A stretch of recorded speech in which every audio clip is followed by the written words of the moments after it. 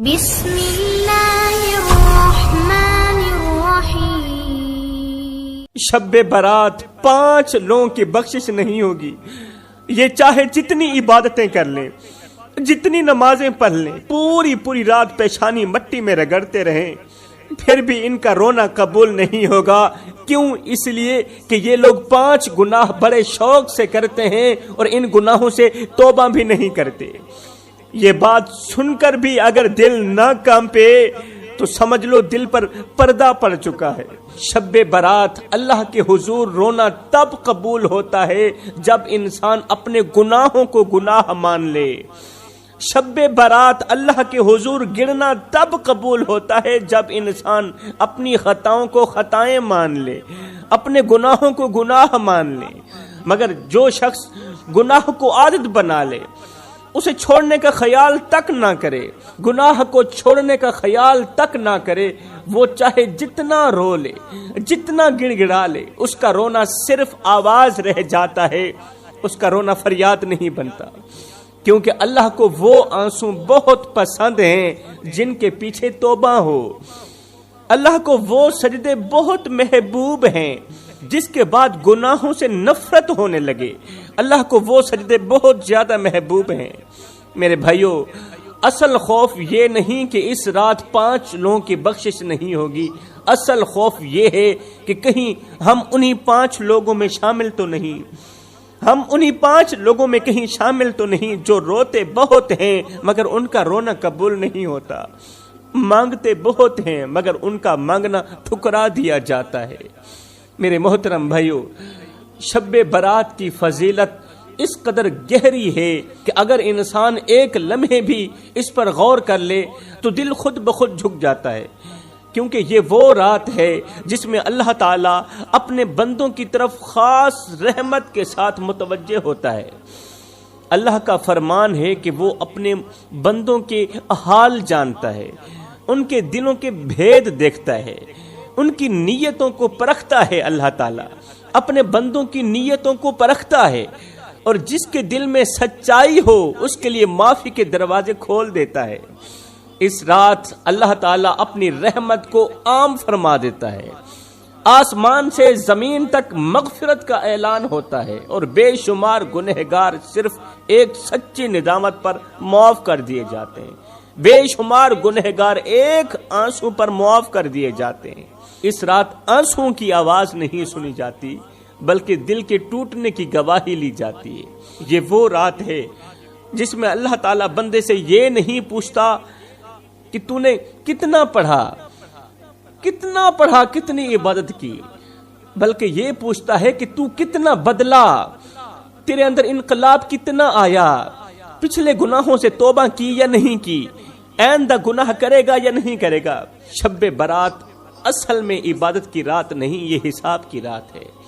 قسم خدا کی یہ کوئی خاص عبادت کی رات نہیں، یہ حساب کی رات ہے جہاں گناہ گنے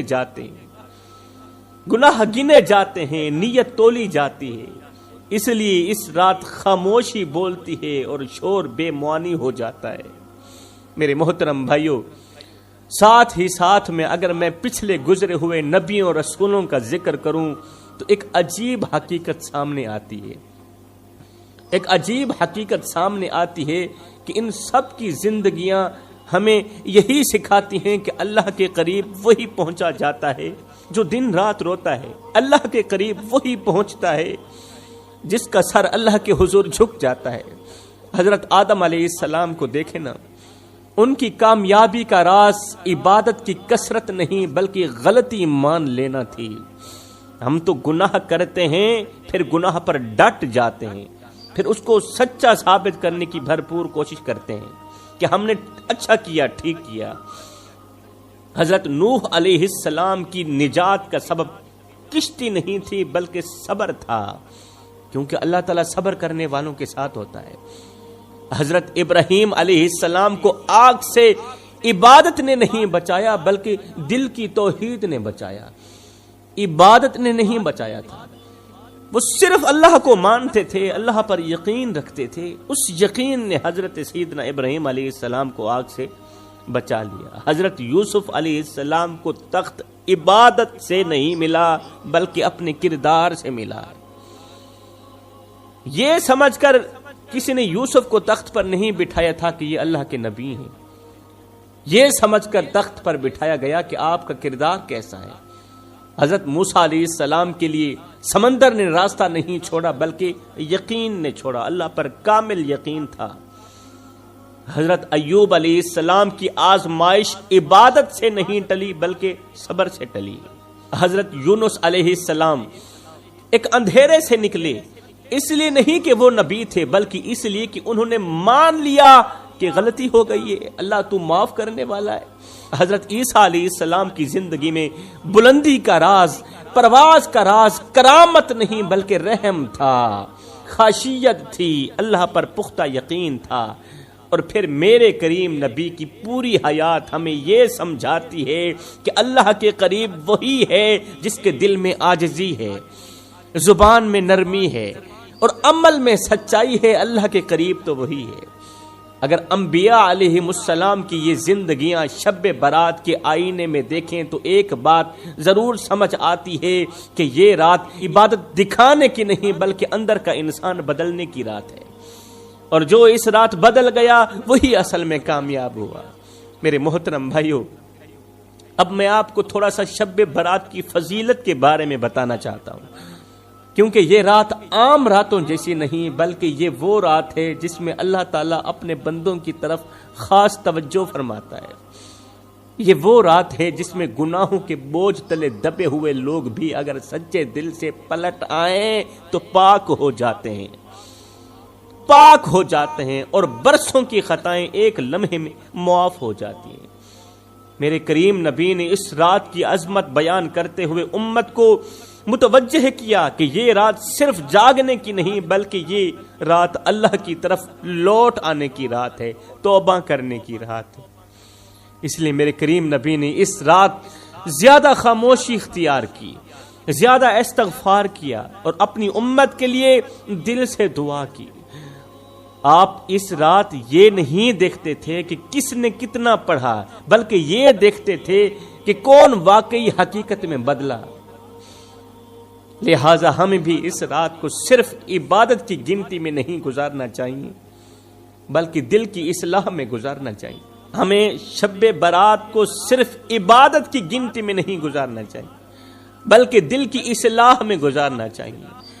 اپنی زبان کو نرم کریں، دل سے کینہ نکالیں، جن کا حق دبایا وہ واپس کریں، اور اللہ کے سامنے یہ وعدہ کریں کہ اب ہم گناہ کو شوق نہیں بنائیں گے۔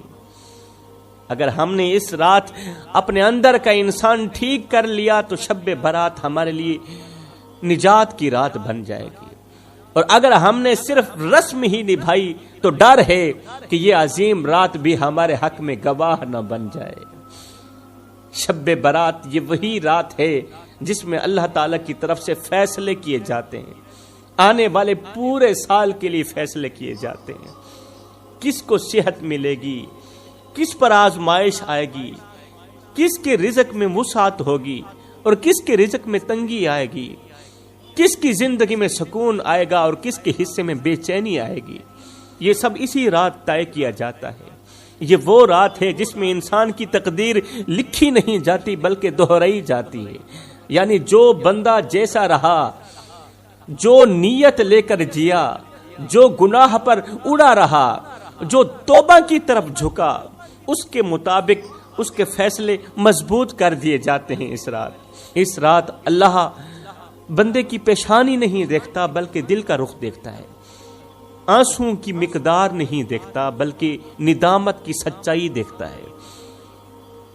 جو اس رات اللہ کے سامنے جھک کر یہ مان لے کہ میں غلط ہوں، میں بدلنا چاہتا ہوں، اس کے لیے فیصلے آسان ہو جاتے ہیں، اور جو ضد پر اڑا رہے اس کے لیے یہی رات حجت بن جاتی ہے۔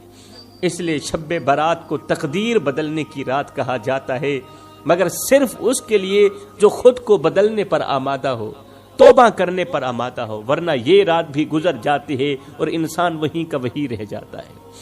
یہ رات بھی دوسری راتوں کی طرح گزر جاتی ہے مگر انسان وہیں کا وہیں رہ جاتا ہے۔ یہ وہ بابرکت رات ہے جس میں اللہ تعالیٰ خود پہلے آسمان پر تشریف لا کر آواز دیتا ہے کوئی بخشش طلب کرنے والا میں اسے بخش دوں، ہے کوئی معافی مانگنے والا کہ میں اسے معاف کر دوں۔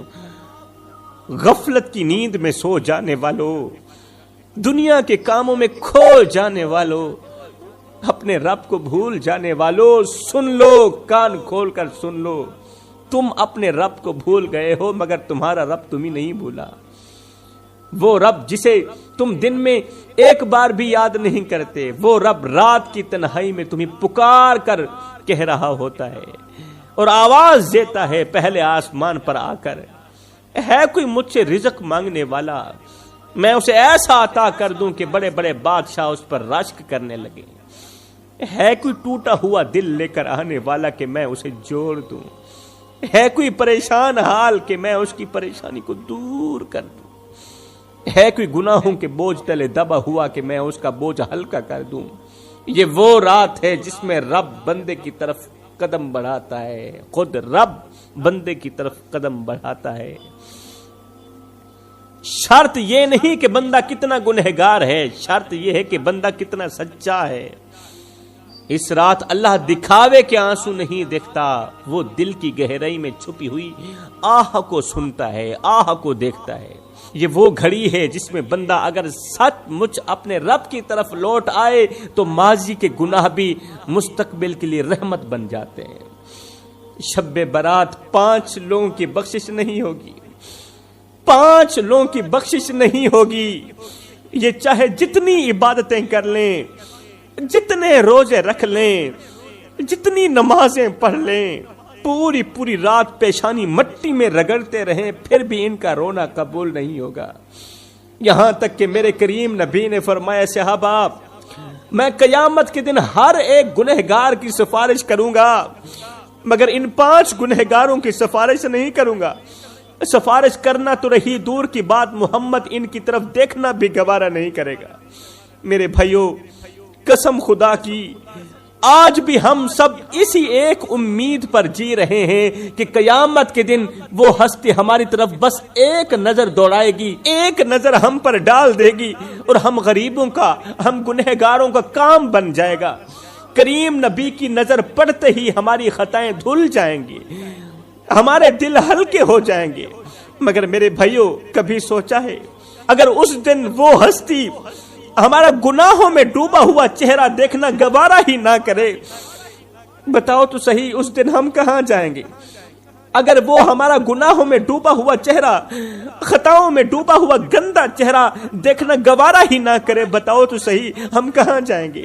میرے بھائیوں، مسئلہ یہ نہیں کہ ہم گنہگار ہیں، مسئلہ یہ ہے کہ ہم گناہ پر فخر کرتے ہیں، ہم چھپ کر گناہ کرنے کے بعد اس گناہ کی لذت کے بارے میں لوگوں کو بتاتے ہیں جیسے ہم نے کوئی بہت بڑا کارنامہ سر انجام دے دیا۔ مسئلہ یہ نہیں کہ ہم پھسل جاتے ہیں، مسئلہ یہ ہے کہ ہم پھسلنے کے بعد شرمندہ نہیں ہوتے، مسئلہ یہ نہیں کہ ہم سے غلطی ہو جاتی ہے، مسئلہ یہ ہے کہ ہم غلطی کو بھی درست ثابت کرنے کی بھرپور کوشش کرتے ہیں، ہم گناہ بھی کرتے ہیں اور پھر اس کے لیے دلیلیں بھی گھڑتے ہیں، ہم ضمیر کی خلش کو ہنسی میں اڑا دیتے ہیں۔ یہی وہ مقام ہے جہاں انسان رحمت سے دور ہونا شروع ہو جاتا ہے، کیونکہ اللہ کو گنہگار بندہ برا نہیں لگتا، اللہ کو بدکار بندہ برا نہیں لگتا، اللہ کو وہ بندہ برا لگتا ہے جو گناہ کے بعد بھی بے پرواہ رہے، اللہ کو وہ بندہ برا لگتا ہے جو گناہ کرنے کے بعد بھی گناہ سے توبہ نہ کرے۔ میرے بھائیوں، اگر دل میں ندامت ابھی بھی باقی ہے تو راستہ ابھی بھی بند نہیں ہوا، راستہ آج بھی کھلا ہے۔ اللہ فرماتا ہے، اے میرے بندے، تو لوگوں کے لیے تو وقت نکالتا ہے، کبھی کبھار میں رب کے لیے بھی وقت نکال لیا کر۔ تو لوگوں کے آگے تو ہاتھ پھیلاتا ہے، کبھی کبھار میں رب کے آگے بھی ہاتھ پھیلا لیا کر۔ میرے بندے، تو کرتا وہ ہے جو تو چاہتا ہے، پر ہوتا وہ ہے جو میں رب چاہتا ہوں۔ اے میرے بندے، تو وہ کر جو میں چاہتا ہوں، پھر ہوگا وہی جو تو چاہتا ہے۔ جس ہستی کی ایک نظر نجات کا دروازہ کھول دیتی ہے، وہی ہستی فرما رہی ہے، صحابہ قیامت کے دن ہر ایک گنہگار کی سفارش کروں گا مگر 5 لوگوں کی سفارش نہیں کروں گا۔ سفارش کرنا تو رہی دور کی بات، محمد ان کی طرف دیکھنا بھی گوارا نہیں کرے گا۔ صحابہ کرام نے عرض کی یا رسول اللہ سنیا وہ کون سے لوگ ہیں جن کی آپ قیامت کے دن سفارش نہیں کریں گے؟ تو میرے کریم نبی نے فرمایا پہلا وہ شخص جو ساری زندگی شراب پیتا رہا اور پھر شراب پیتے پیتے بغیر توبہ کے مر گیا۔ صحابہ گواہ رہنا کل قیامت کے دن محمد اس کی سفارش نہیں کرے گا۔ میرے بھائیو ایک لمحے کے لیے غور کرو، یہ گناہ صرف پیالے تک محدود نہیں رہتا، یہ آہستہ آہستہ انسان کی غیرت، حیا اور عقل سب چھین لیتا ہے، انسان کی عزت بھی چھین لیتا ہے، روند دیتا ہے، انسان کی غیرت بھی روند دیتا ہے۔ شرابی کے بچے باپ کے ہوتے ہوئے بھی یتیموں کی سی زندگی گزار رہے ہوتے ہیں۔ ارے اس بیٹی کا کیا قصور جس کے لیے لوگ رشتہ مانگنے نہیں آتے؟ اگر کوئی آ بھی جائے تو صاف صاف کہہ دیتا ہے کہ بھائی ہم اس لڑکی کو قبول نہیں کریں گے کیونکہ اس کا باپ شراب پیتا ہے۔ آئے چاند جیسی خوبصورت بیٹی کی زندگی کو باپ کے نشے نے تباہ کر دیا۔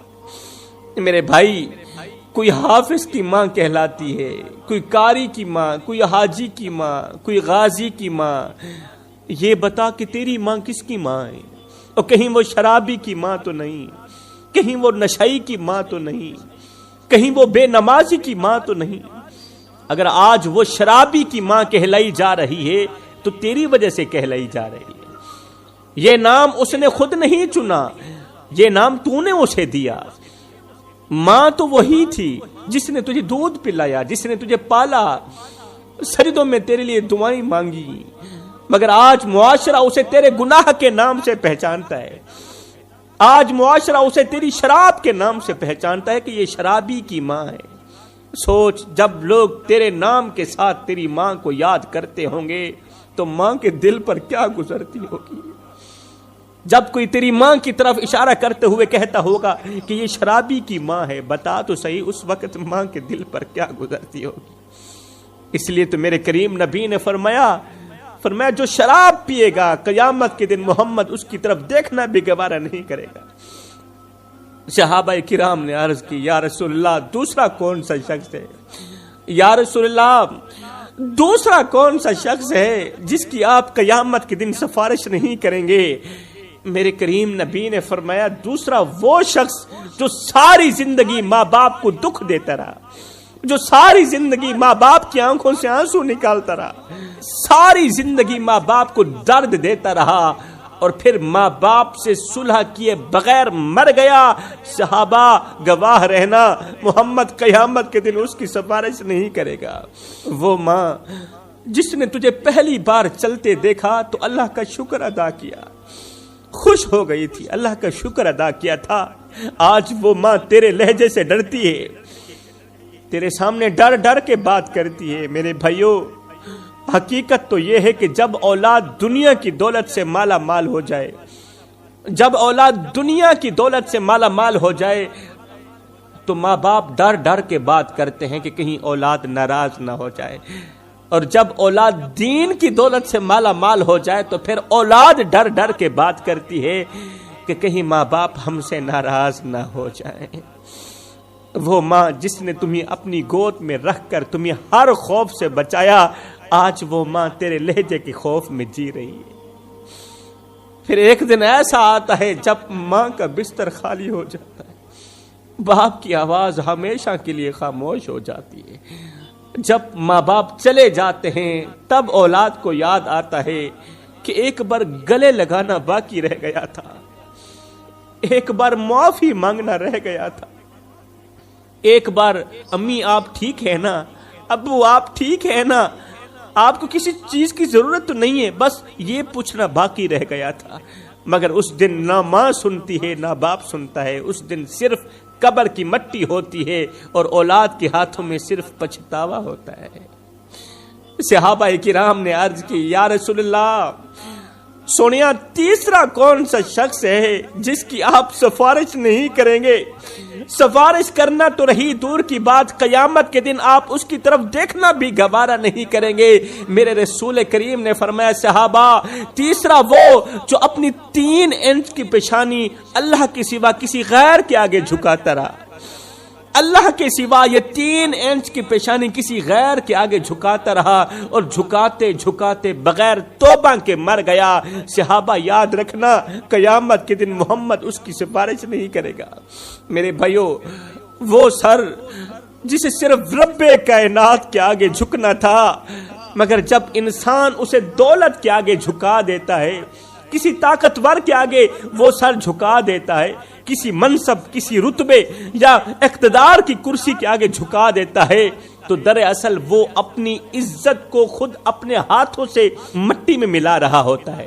اس لیے میرے بھائیوں، یہ بات دل میں بٹھا لو، یہ بات دل میں بٹھا لو، پیشانی اگر بچانی ہے تو صرف اللہ کے آگے جھکاؤ۔ قیمتی سر، قیمتی عزت اگر بچانی ہے تو یہ پیشانی صرف اللہ کے آگے جھکاؤ، کیونکہ جو سر اللہ کے سوا کسی اور کے آگے جھک گیا، وہ سر قیامت کے دن اللہ کے حضور اٹھنے کے قابل نہیں رہے گا۔ صحابہ کرام نے عرض کی، یا رسول اللہ، چوتھا کون سا شخص ہے؟ چوتھا کون سا شخص ہے جس کی آپ قیامت کے دن سفارش نہیں کریں گے؟ میرے رسول کریم نے فرمایا صحابہ، چوتھا شخص ہے رشتے ناتے توڑنے والا، لوگوں کے دلوں میں نفرت کے بیج بونے والا، میاں بیوی کے درمیان جھگڑے کروانے والا۔ یہ وہ بدقسمت شخص ہے، قیامت کے دن محمد سفارش کرنا تو رہی دور کی بات، اس کی طرف دیکھنا بھی گوارا نہیں کرے گا۔